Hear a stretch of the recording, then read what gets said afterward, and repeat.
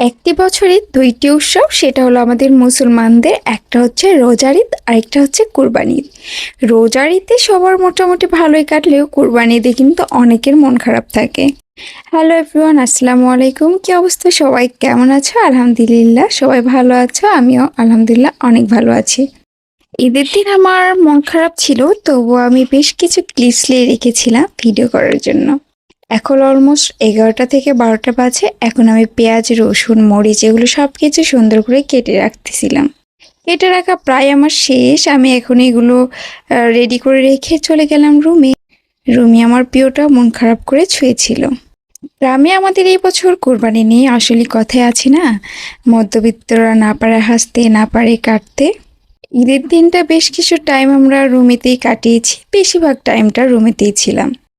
দেখে বোঝা যাচ্ছে আমার প্রিয়টার মন অনেকটাই খারাপ। তবুও আমারও মন খারাপ, কিন্তু আমি তাকে বুঝতে দিচ্ছি না। আমার মন খারাপে যদি তার একটু কষ্ট হয়, বুঝতে দিচ্ছে না তার মন খারাপ, তবু আমি বুঝতে পারতেছি যে তার মন অনেকটাই খারাপ। তারপর আমি চলে আসলাম বাইরে। আজকে ঈদের দিন মনটা খারাপ থাকলেও নিজেকে একটু পরিপাটি করে রেখেছি। আর বাইরের ওয়েদারটা জাস্ট ওয়াও ছিল। প্রত্যেক বছরে কিন্তু আমরা এই ঈদের দিনে বৃষ্টি দেখে আসতেছিলাম, কিন্তু এইবারে একটু বৃষ্টি ছিল না। আকাশে একটু রোদ ছিল, একটু বাতাস ছিল, মৃদু হাওয়াতে যা মনটা ছুঁয়ে যাচ্ছিল না, তাই একটু বাইরে একটু ভিডিও করলাম। আর আজকের ওয়েদারে আমার কাছে সবচেয়ে বেশি ভালো লেগেছে। এরপরে আমার রান্না বান্না করতে হবে, তাই চলে যাচ্ছিলাম আমি রান্নাঘরে। রান্নাঘরের জানালার পাশে আমাদের ছিল সুন্দর একটা পুকুর। আর পুকুরে পানাতে একদম ভরে গাছ, পানি সব কিছু একদম সবুজ দেখাচ্ছে। এই তো দেখো, দেখতে কিন্তু অনেক সুন্দর, মন জুড়ে যাওয়ার মতন। একদম দেখতে কিন্তু অ্যামাজন জঙ্গলের মতন লাগতেছে। এইগুলো দেখে কি কারো মন খারাপ করে থাকা সম্ভব বলো? আর এই ওয়েদার দেখে তো একদমই নয়। সব কিছুর মাঝে আমি নিজেকে একটু ভালো রাখার চেষ্টা করতেছিলাম। যতই হোক, এই ঈদটা তো আমরা বছরে একদিনই পাই, আর এটা আমাদের কাছে অনেক বেশি স্পেশাল।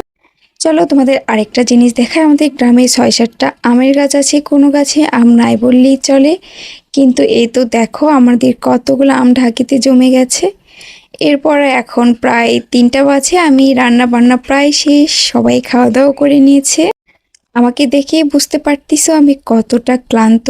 তো এই এক পাতিল ভরা মাংস রান্না করেছিলাম, তো আমরা বেশ কিছুটা খেয়েছি। আর অর্ধেকটা আমরা মাটির চুলায় ধিকি ধিকি জালে রেখে দিয়েছি, কারণ যত জাল হবে মাংস খেতে তত বেশি মজা লাগবে। মাটির চুলার মাংস কিন্তু এমনিতে অনেক বেশি মজার লাগে, তার ভিতরে এটা আবার কোরবানির মাংস।